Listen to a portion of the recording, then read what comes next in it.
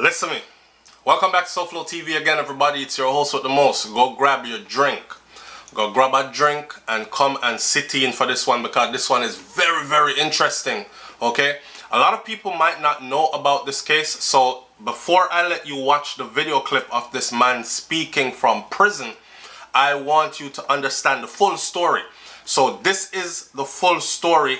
Get everybody up to speed and then we can talk about this. This is somebody who got sentenced to about 6 life sentences, and the story was very crazy. It is surrounded in mysticism, obia, in penis size and all these other things, right? And a lot of big names are being called, even Andrew Holness' name being called, and of course DPP Paula Llewellyn, some prominent police name call, all kind of badman name call, and all kind of dons of areas name call. When I heard it, I said, I'm ready for dead. Well, if you gave me 6 life sentences, I don't have nothing to lose. But the man said him also have proof, and he is showing some things on the video.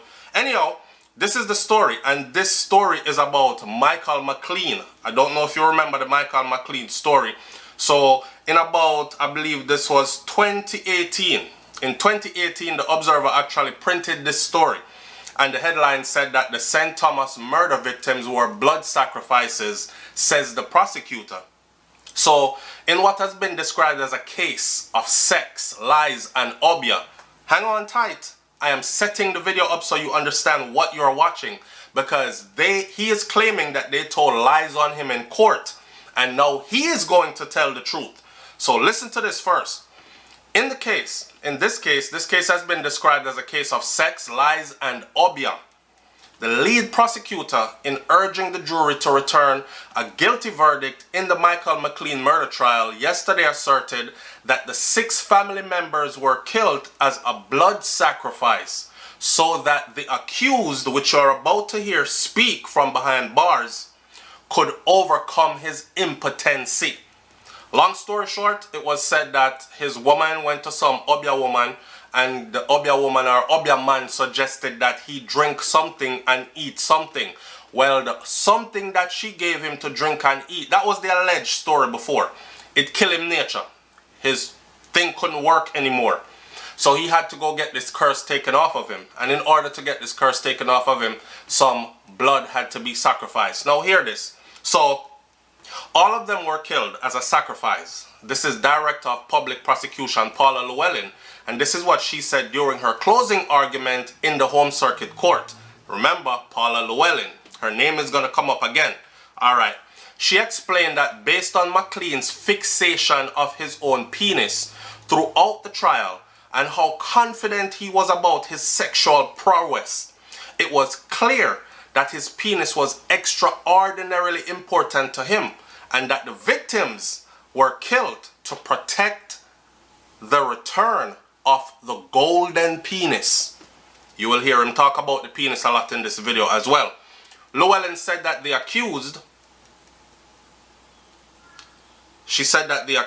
prosecutor Llewellyn said that the accused, in his mind, he felt that his girlfriend was responsible for his back pain and the loss of feeling from his navel all the way down through his legs, which he suspected was a result of the pink fish that she had given to him to eat, or the drink that she had received from her obia man.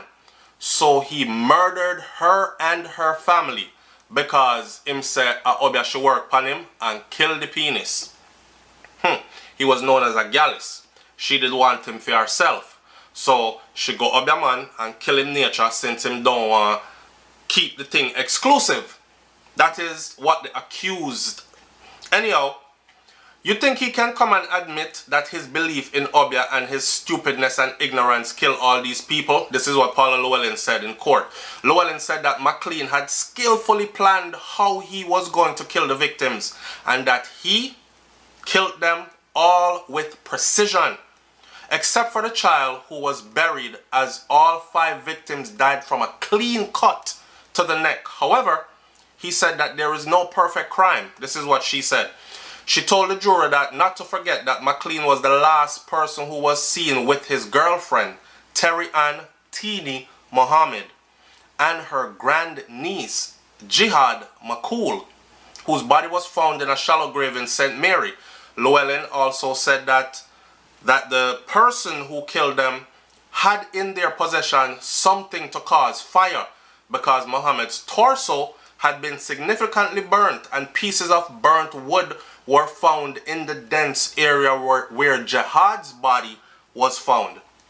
Additionally, the prosecutor asked the juror to reject the story that McLean had given, blaming gunmen for killing the other 4 victims. So he has a different side to the story. People just mix up bad enough.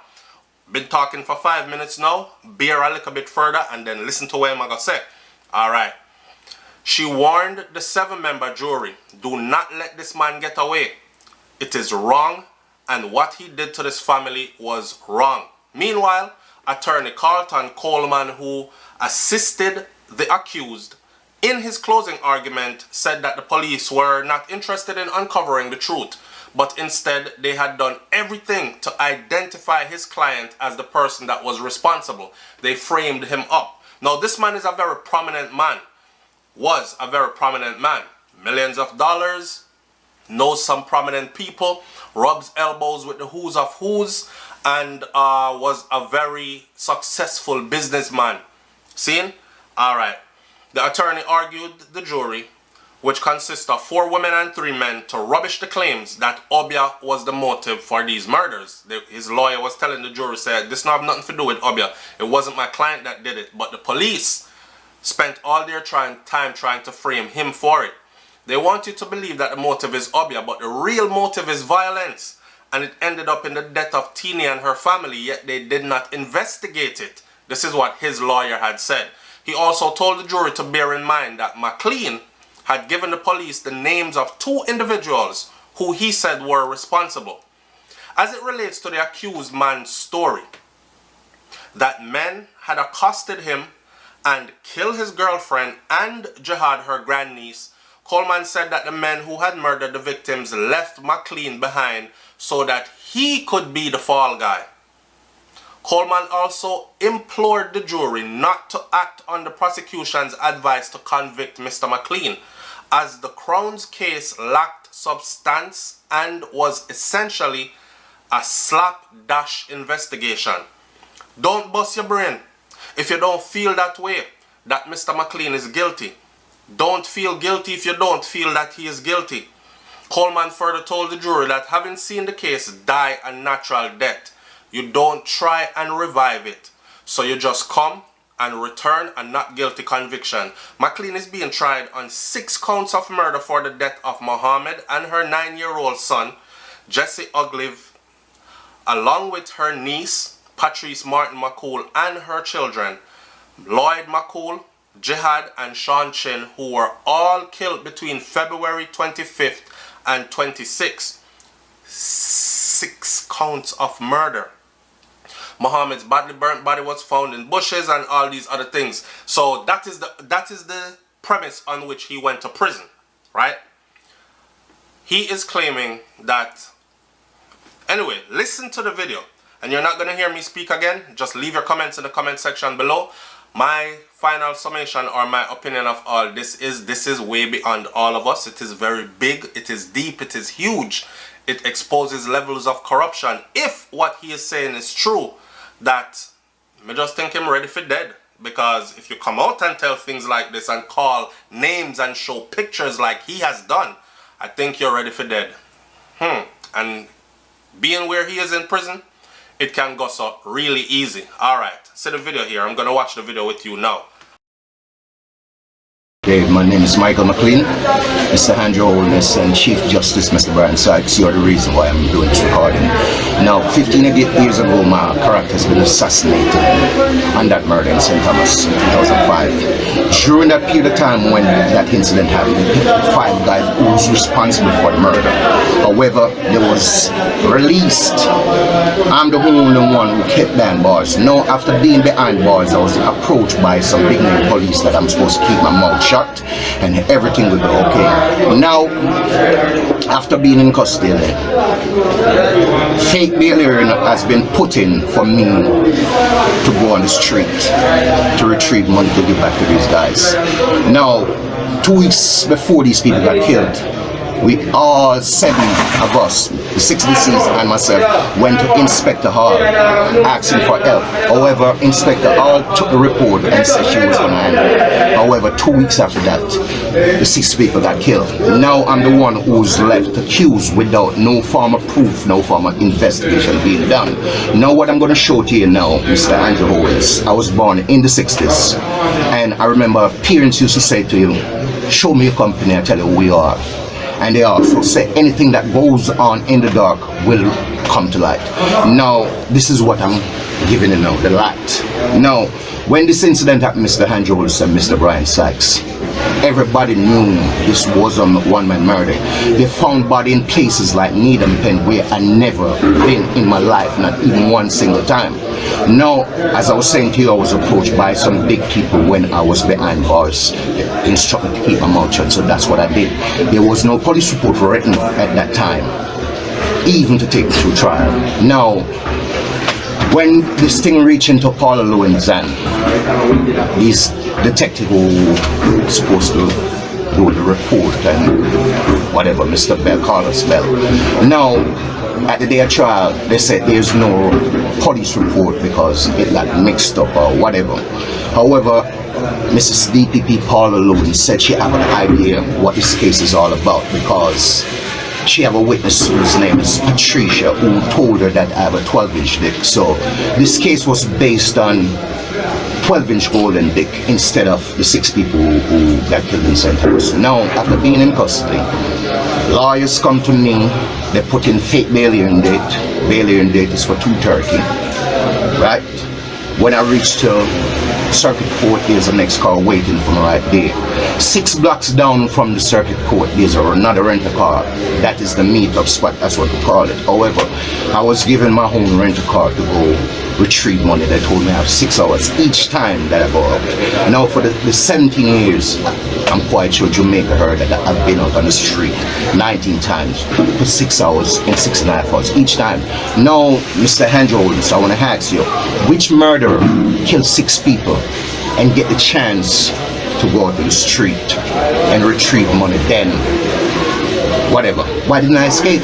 Now, when my trial was going on, I brought this up to Paula Lewin, and Paula Lewin said, however, disregard what he's saying because he's a liar. Now, Paula Lewin asked me a question. If you went out there so many times, like you said, why didn't you leave? I said, 7 brothers, 7 different minds. Now, why should I escape? Why should I run? What did I do to run? No, Mr. Andrew Owens, as I was saying to you before, a lot of people used to say, show me a company and tell me who we are. Do you know who is James Roberts? Yes, the one that you have on your seat right there.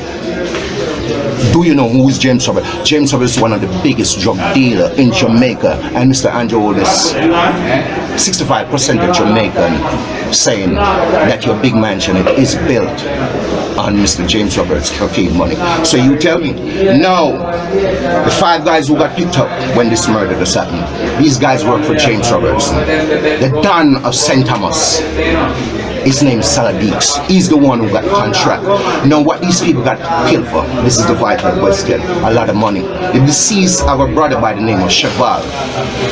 A lot of money is supposed to come down from the United States, and to the deceased, Farika and Terry and Mohammed shared it with our brother. Cheval is in Canada right now, Mississauga, Canada, somewhere over there. He's staying with George. Now, when the money arrived, to the deceased told their brother about it. So Cheval decided to get his crew, his gunman crew, and go rob these people. Now, in the process of doing this robbing, 2 people got killed. So what was left for Cheval to do? Run away. So what his family do now, get some bandolo papers, former papers, and send them off to Canada. Now these people knew that he was involved in the murder. Now, 2 weeks before these people got killed, we were taken from our business place, me and two of the deceased, and one of the kids. We was taken up by Duckins PK in Peace, where Terry and Mohammed and Farika was raped repeatedly for 2.5 hours. Now, after they finished raping her and doing whatever they did to her, my phone, after they leave, my phone rang. And who was it on the phone? Inspector saying, Michael, I heard what happened. I said, what do you mean you heard what happened? And by the way, oh, did you get my number? She said she got it from Sergeant Fairweather. Sergeant Fairweather is the one who did the dirty work from Cesar and whatever. Now, during that process, these people tell me not to say nothing. While I've been behind bars, they took me about 19 times. 19 times, each time for 6.5 hours. Now, during this period, all these years, while being in custody, I've dated 2 teachers, 2 secretaries, and 2 other local women. I wouldn't say local women, but just ordinary women. However, during that process time, none of these people knew that I was in custody. Reason why? I went to doctor's appointment with them, we went to dinner, we go to guest house, we go everywhere. So these people had no idea that I was in prison, well dressed, well put together each time. Now, Mr. Andrew Holness, I want to ask you a question now. 16 years I've been behind bars, and when the day comes for trial, instead of me getting tried on 6 murder, I get tried on something small or it's golden dick. She said her theory is that, even though there's no police report, her theory is that my dick is 12 inches long, she said. So she said her theory is that I was doing a ritual to bring my dick to the full potential, which is 15 inches. I never heard no crap like that before. Mrs. Paul, in person speak, I think you're washed up for school. You knew all of this from day one, and what you do when the things start coming out. Now you're reaching out back to me now to say I'm coming in back in court. Now, Mr. Andrew Olds and Mr. Brian Sykes, look at this paper. These are some CIB from Uptown who was doing some secret investigation from all these years, and now the investigation is complete, and everything is in my favor. When the CIB came to the prison a couple weeks ago, they gathered superintendent, 1 JP, 2 of the overseer, including myself. About 7 of us was inside the room. The CIB lady said to me, Mr. McLean, the head of the department would like us to ask you one question. Why didn't you leave? You have so much chances to leave. Why didn't you leave? I said, ma'am, because of my name. They assassinated my character without any form of proof, without no evidence or whatever. Now, everything has come to light right here now. These people, they were so stupid in a sense. They said, after I finish giving them back the money, they're going to book a flight for me to leave the country secretly. That to show you high corruption is in Jamaica. Now, tell me, could I put in a bail hearing date for myself? Can I go book flight for my wife? Now, when the last money was given, which was 300,000, I gave them 7 million altogether, $7 million US dollars. That's what the people got killed for. Cheval is the only one who's alive. He's in Canada. He can tell you what his family got killed for. Now, the guys who commit these murder is a contract to get. The kids who died, they were supposed to die. Wrong place at the wrong time. Mr. Andrew Olds and Mr. Brian Sykes. Now, it falls out that the last money that I was supposed to give them was 300,000 US. I gave it to them. Every money that I give to them over the years, I do recording. I even do documentary with me on the outside at 3 Mile Guest House Uptown and saying this is Michael McLean, the guy they accused of killing these people and sent them. Here am I at the 3 Mile Guest House. As you can see, I'm right here by the pool and things like that. Really. What if I release some of these things to the appeal court, to USA, to England appeal court? What would they think about Jamaican justice system? Now, Mr. Brian Sykes, I know that you're doing your best, but you're only one person, Mr. Brian Sykes, so there's so much you can do. I know this couldn't fall in your hands and you do this type of corruption. Only Mrs. Paula Lewin. Now, Paula Lewin paid even one of her witnesses, whose name is Patricia. She put her on the stand. Paula Lewin paid her, and that's perjury. You can't do that, Paula Lewin. How can you pay someone to come to court and testify that they slept with me? That's like back in the days when we used to go to school and guys used to tell lying girls something like, but a lady telling lie on a man that she slept with him. Now, if I was supposed to bring back Paula Loon in front of you now and ask her on my body look, she can't tell you. She said she even bring me to a reader man, and the reader man said people is gonna die now, and they're not gonna die by gun, they're gonna die by knife. What type of crap is that? If I was supposed to ask for them to bring the reader man that I went and see, they can't bring the reader man, and they make up this little foolishness about my dick can't work, or I'm this or I'm that. Paula, where you get those crap from? Right now, I would like to see a doctor so he can tell you that never happened to me one day in my life. I'm perfectly fine.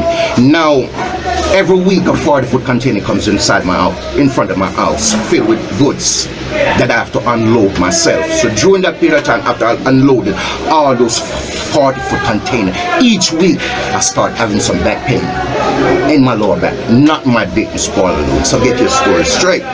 Now, even while I went to the reader man that Terry and Martin bring me to in St. Mary, I met a teacher, a young lady that evening, this is the one that evening, her name is Simone. And funnily, Terry and Mohammed invite her to St. Thomas the following day. Now, we had sex that following, and she can be here to prove that to you. So where did you get your story from that I'm impotent or whatever the hell? Do I look like somebody who's impotent, Mrs. Paula? And you don't believe in doctors that they can test a man and tell her that never happened in their life? No, Mrs. Paula. If I'm supposed to release all the documentary on this. No, this is one of the guys who killed your family, Shoeshine. This is one of the guys. He's from Cotton Tree, where they found the body. His name is Kenroy Berry. We have all confession and this on the tape recording of all the guys who did it. The same guys who Paula Lewin picked up and let go because of Mr. James Roberts. They couldn't keep them in custody. The reason why they couldn't keep them in custody is because they have too much secret for Mr. James Roberts. These are guys who planned with for James Roberts. These are guys who James Roberts bring multi-amount of guns to. Now the first mansion that I go to, Mr. James Roberts, I want to let you know, is your right-hand mansion. Treasure. Now, when I know how powerful you are, now Mr. Andrews, you're talking about all the guns coming to Jamaica. Who you think bringing 85% of the guns in Jamaica? The man you have on your seat, what is it your guys doing? Some Pablo Escobar type of presidency or something like that? You guys do whatever you want, mafias and stuff like that? No, it doesn't work like that. Mr. Andrew, it doesn't work like that. No, the guy who got the contract to kill these people, his name is Saladin. So what they did, after letting them, picking them up and bringing them in custody and releasing the following day, they killed the Don, which is Saladix, right after they let go. The next one, who's the second commander, his name is Big, he's a stunt rider.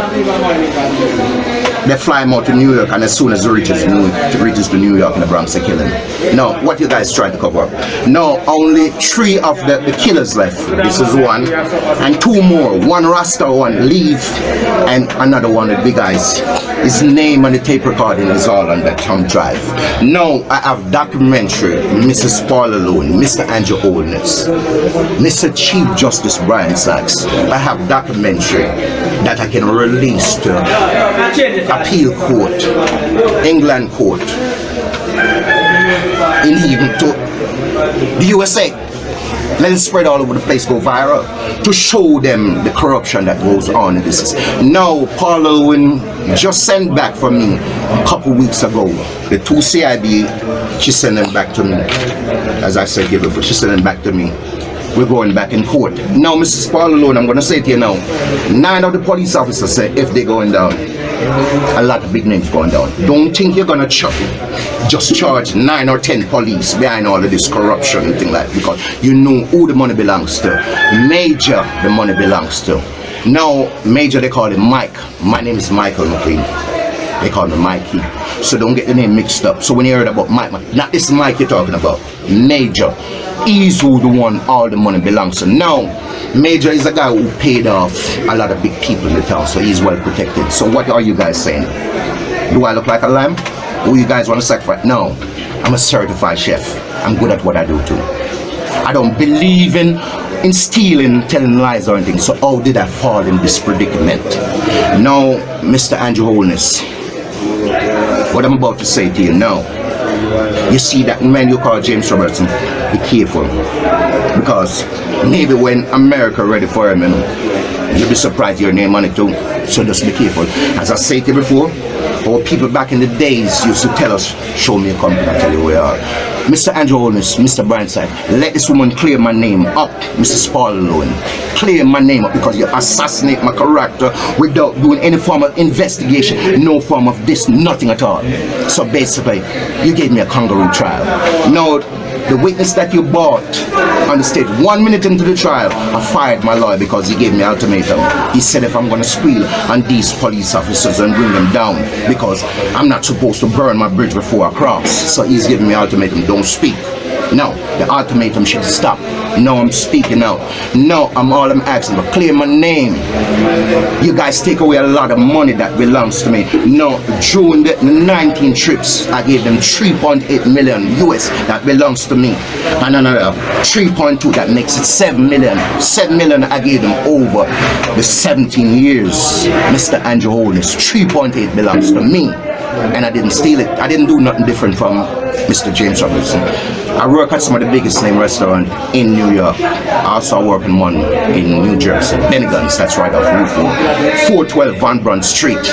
While working there, I meet some powerful people, movie star and things like that. So after meeting these guys, I do them a lot of favor, and that's how I become strong. Now my little money that I earn, Mr. James Robertson, Mr. Chief Brightside, it's no different from how he makes this. All I used to sell is a little bit of weed or whatever, and I put my money to good use, I send it home. Now, Paul alone asked me at the trial, why didn't they kill me? I'm the only one who knew where the money was, and Cheval who they send off, the one who did the robbery, the deceased brother. Now, Don, you are a Polish mother because you know you have a little gunman son, and you know what he did. Now, if I'm supposed to speak out and tell you the two people that he killed, they will bring him back to jail right here. So I will do that. So clear my name. Now, your daughter Terry and Mohammed told him about this money where it was overcome. She described the place how it's doing everything. Now, when they planned to rip off his money, they didn't know how serious these guys was. Now, when Inspector R get the report, she told me that she was going to take care of things, and she didn't. The first phone call I got after these people in the morning was Inspector R. She said she's sorry, she didn't know it was that serious. I grew up in a first world country, and I knew anytime a report comes in at the police station saying whatever, what is supposed to be done, protocol, you're supposed to do an investigation. If you're supposed to ask me if she did an investigation, no, because she said she didn't think it was that serious. Oh, you didn't think it was that serious. They got raped 2 weeks ago, battered and everything like that. They took off their clothes the next morning, their underwear and everything, and they gave it to you. You say you was going to do a test, to do DNA test. Did you do all of that, Mr. Law? And when these people got killed, what do? You run away. You run away to New York. When we subpoena you to come to court, you wasn't well altered. No, if we're supposed to do a retrial, Mrs. Spalding, you're gonna be insulted. You remember in the last trial, when I fired my lawyer, I used so many words that you could even understand. You had the excellent definition. Don't you see a lawyer stand up beside you and said, you've been a prosecutor for 30 years, and that man trashed you. That man used words that he didn't understand. You had to ask him the definition. No. Judge Martingale was on this case, and you took off Mr. Judge Martingale off this case, say he was not experienced. Did he knock your head or something, Mrs. Allwood? Mr. Martingale been a judge for 24 years, and a court clerk for 4 years. What more experience are you talking about? That corrupt judge who you put on the case who be doing all types of things inside the courthouse? No, Mr. Andrew Holness, these teachers that I dated, Daisy Phillips, she's from Wiki Waki. She got pregnant, and they killed her because they said they couldn't afford for the baby to come. The next teacher, who they cut off her 2 lips and shoot up in her belly and her foot, leave her to dead. Her name is Gerda McLean. We had a relation for so many years, and they didn't know I was inside prison. Now when they attack these people and shoot them up, what I'm supposed to do? Sit down and just take it just like that? Mr. Andrew Holness, Mr. Chief Justice, Mr. Brightside, my hats off to you. you're a man who's filled with integrity. And I know you can't do this slowly because you're making major step inside the courthouse to pull the courthouse forward. Now, if I was supposed to ask you, Mr. Brian Sykes, over the years, all this corruption in the justice system, and if I was supposed to ask one question to Miss all alone, what measures are put in place to minimize the corruption that is inside the courthouse? These are things that I'm talking about. Now, they book a flight for me to leave the country after I give them back all the money. They even book a flight even for my wife in New York to come down because I tell them I want to see my wife before I leave. And they're also stupid. Guess what? They book all these tickets on their credit card. Now, Mr. Chief Justice and Mr. Andrew Holness, when this thing happened, I cursed God for 2 years. And after 2 years, the only person who reached out to me is a pastor from New York. Her name is Mrs. Stevenson. Now, Mrs. Stevenson, I want to big up to you. She's the one who reached out to me and said, you didn't do this murder. Don't curse God, don't curse yourself, don't beat up yourself. Anything that goes on in the dark comes out to light. Now I'm going to ask a question, Mr. Chief Justice. Whoever you ever seen go on trial with Paula Lewin, and Paula Lewin sent him to prison, then shortly after, Paula Lewin is going to visit a prison and gather 7 of the patrol officers to send a message to me. The message go like this: Mr. McLean, hang on in there. Be strong. Anything can happen for the New Year's. Better will come for the New Year. Now, why would you come and say that, Mr. Paul? How many people did you send to prison wrongfully? Did you ever come to the jail and do that for them? Why did you come and send that message to me? Now, after all these years, you found out. Now I'm telling the truth because, remember, I asked the CIB investigators if you know all about this, and they say yes. They superior report to you. No, so now you're gonna bring me back in court again about all the things I was telling you 15 years ago. You know it was a one-man murder. That place where they found a couple of those bodies in Needham Pen. I never been to Needham Pen a day in my life. Not a day in my life. I don't know those places. And Shoeshine, John Chen, I know you're gonna see this thing. Have you ever been to Needham Pen? I've never been to those places. Never. I don't know about you, but I've never been to those places. Now, Shoeshine, you're smart with business, but I don't think you're that smart, because if that was my family, I would have picked up 15 years. This is not one-man murder. They said they found bodies in Prospect, bodies in Needham Pen and bodies in St. Mary. They knew it all happened. I gave them information where they could have stopped it 15 years ago.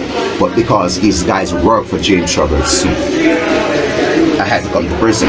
So the sophisticated thing what they did, they let them go real fast, then they kill Sardix, he's the one who get the contract. Then they kill Biggs.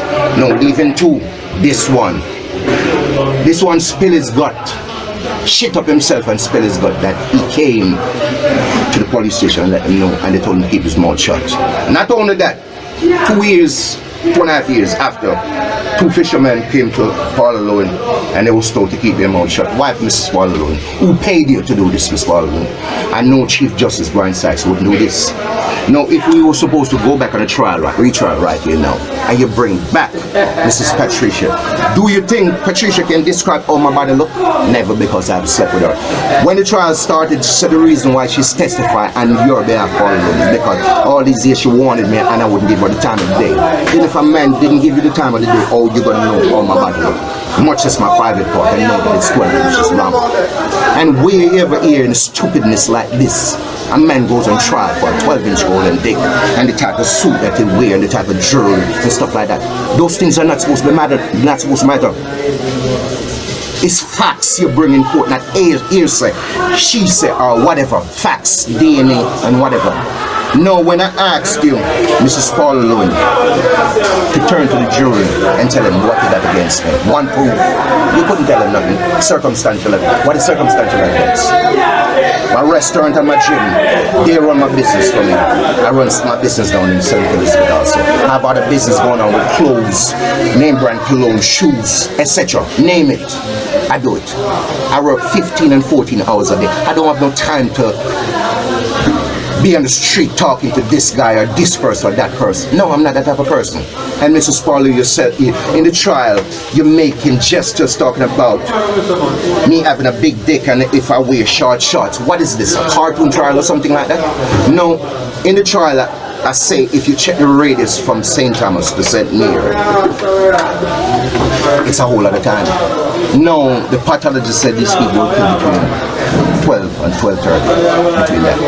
I was nowhere sentenced at that time. No, my baby mother, Opalyn Burton, who comes, I don't know what you did to her, or what you said to her, to let she come in live, saying all type of rubbish and crime. No, she come to court and Paul alone asked her why did I break up the engagement. Opalyn Burton, I'm going to tell you now, she's a teacher at Orchard Side. The reason why I broke up the engagement with you, after I and your cousin told me that you used to sell pussy down in Orchard, then Susan, what would I be doing marrying you? After your cousin told me all those things. I was promoting a dance by Mara school in St. Thomas. DJ Sunshine supposed to be there and Spice and a couple more artists and stuff like that. Now after promoting my party, I was there and sing. She got messed up. When I look, she's way over in the field, about 200 feet over in the field, talking to a guy.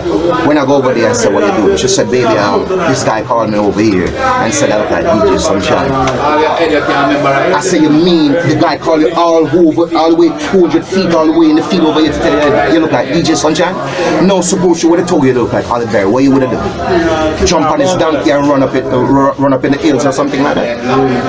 Give me a shout out on your back. No, Mrs. Paulo, I'm asking him, please fix my name. And as I say to you before, don't think you're gonna charge 9 police, you're supposed to charge 24. No, some of these unscrupulous lawyers that going around living off their name and charging prisoners millions of dollars and not being in their best interest. I'm asking you no. Please clear my name because you assassinate my character wrongfully. And I never seen nothing like this. A crooked politician, big kingpin drug dealer paid you off to send me to prison. Do I look like a lamb? All of them, I'm going to ask again, do I look like a lamb? No. You said you're bringing me back in court. You have me sign up some papers. Ask me if I want to do it virtually, face to face. It must be face to face. After assassinating my character, you think I would do anything virtual? Face to face. I want to show you all these years, all the corruption that has been going on inside the courthouse. Please fix my name, Mrs. Paulo, because you're acting as if you don't know nothing about that I was going on the street. You knew. No, what you want me to run? What if I put it in the speaking? What if I would have just jumped on that plane and run away, you know? What do you think these people would say, Jamaican people? See that? I am killing people, them. Why I'm run? Why I'm run? No, I stayed to clear my name, and just like what the CIB, the question that they sent to ask me, Mr. McLean, you have so much chance to leave. Why didn't you leave? My name. I need my name fixed. Please, Mr. Andrew Olnis, we're going back in court here now. No, I have a baby mother who's in Trinidad. My daughter is 22. She was forced to work from she's 14 years old to send herself through school. Now she's 22 years old. She got 12 subjects right about now, 1s and 2s. Now, my daughter's mother, she has cancer for several years now. The doctor says she only has a few years leave. Now, this recording that I'm making here now,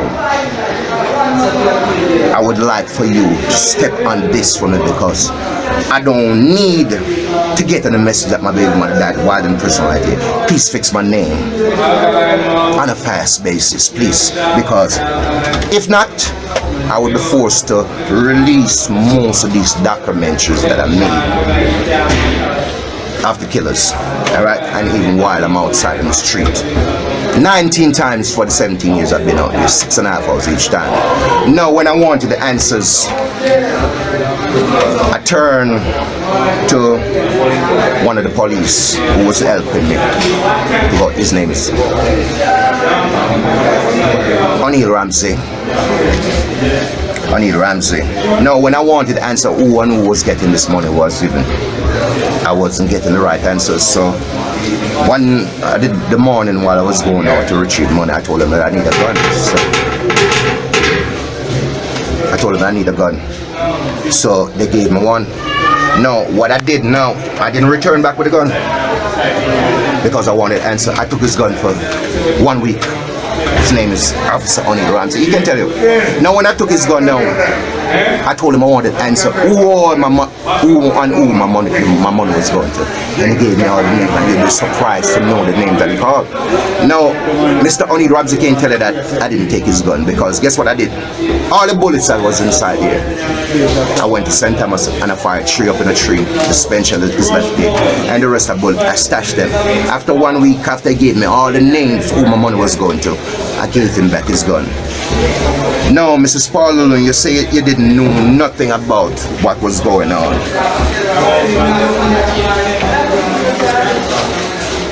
Yes, you knew. Because Paul alone, if you look in your phone, this number's in your phone, and you swear my try you don't know these people.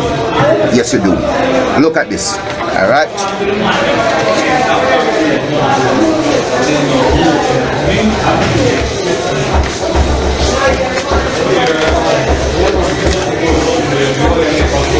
Miss Anne-Marie, Officer Sergeant Anne-Marie Beckford. They put her there to do whatever I need. Like, she was the one who booked the plane ticket for me to run on her name, and she also booked the plane ticket for my wife in her name also. Here's her number. Her name is Sergeant Anne-Marie Beckford. Alright? Now, as I was saying to you, Miss Paul alone, because as I say, anything goes on in the dark, come to light. You're gonna look bad, Mrs. Paul alone. If I release this, you're gonna look bad. No, you see, all the 24 police that is involved in this, including lawyers, I need them disbarred, and all of them is gonna go to prison. Do you think you guys can assassinate my character and use the force and the justice system like it's your bedroom? Because Parliament, that's what you're doing. You use the courtroom as if it's your bedroom. Are you not that bright? You say you're the best prosecutor around, known internationally and locally, self-praising a recommendation. When I went downstairs after I fired my lawyer and prayed on this, I didn't get no answer from God or anything like that, but I just got the feeling inside like, I got this. And I use words to you, many words that you actually ask me the definition. I'm not bright as you, Paul. There was a higher beam using my body as a vessel to speak to you. How comes you think I use so many words? You have to ask me the definition. Now, as I was saying to you when this thing happened, Mr. Andrew Owens, it's only one pastor who believed in me and said, politics is all over this and this is not a one-man crime. No, Mrs. Stevens, Pastor Stevens, I thank you. I thank you. Because I was cursing God for 2 years. Until I got that message from you, you tell me to stop cursing God because you're going to go. And everything is going to reveal itself in due time. And so said, so done. I want to thank you, Mrs. Stevens, Pastor Stevens. Now, Mr. Andrew Holness, I'm going to sign off here now. You see this book? This book is full of evidence. Alright? 24 police you're going to charge, Mrs. Paul Luna. And they said, majority of them said, if they're going down, big heads going down. So let's get this ball game rolling. Clear my name, because if my baby mother dies in Trinidad, her name is Lena Gozine. This is my daughter right here. I don't see it. No, if I can find a picture to show you. This is my little sweetie pie right here. Okay?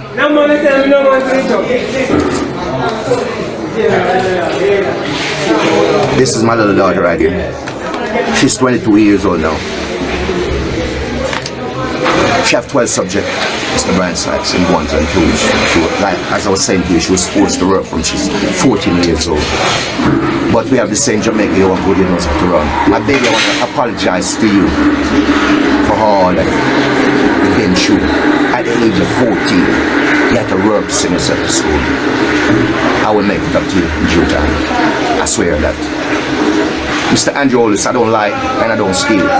So you see, everything that I've been saying for 15 years, everything that I've been saying for 15 years, thanks to these two CID officers. Here's the name. When they came to me, they gave me a piece of paper. Here's their signature. That's their signature right there. And when they asked me the question, why didn't you leave? This is their number right here. Their handwriting. I just copy it off so you can see it big on this. So, Mrs. Emily Shield, Mrs. Emily Shield, I want to say to you, down. 4 years ago, 4 years while I was in custody, a superintendent came to me and said, I know you're not involved in this murder, you know, but you know what happened. He turned to me and said, is there anything I can do for you? I said, yes. I said, I would like to see Mr. Mark Shield. A lot of people didn't know that I bring in Mark Shield on this years ago and let them know the corruption that was going on. But at that time when Mark Shield came to see me at the Arise Remand Center, the thing was too premature at the time. I couldn't reveal certain things to him, so I gave him certain things, what they did. There's a police in Rosemount that killed. He was doing some recording for me also. Oh, okay. And they killed him. Now over the 15 years, I do so much recording.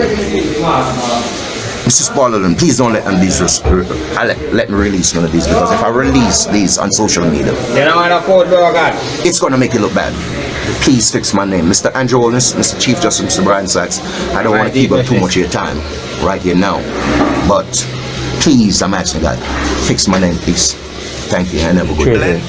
Some big names called, accusations. The man have a folder, him say him have proof, he got pictures of people, all these other things. So what this comes down to basically is he got framed.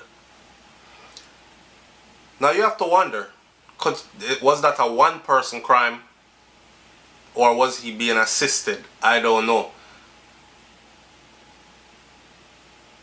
Let's talk in the comment section below. I'm out. Peace.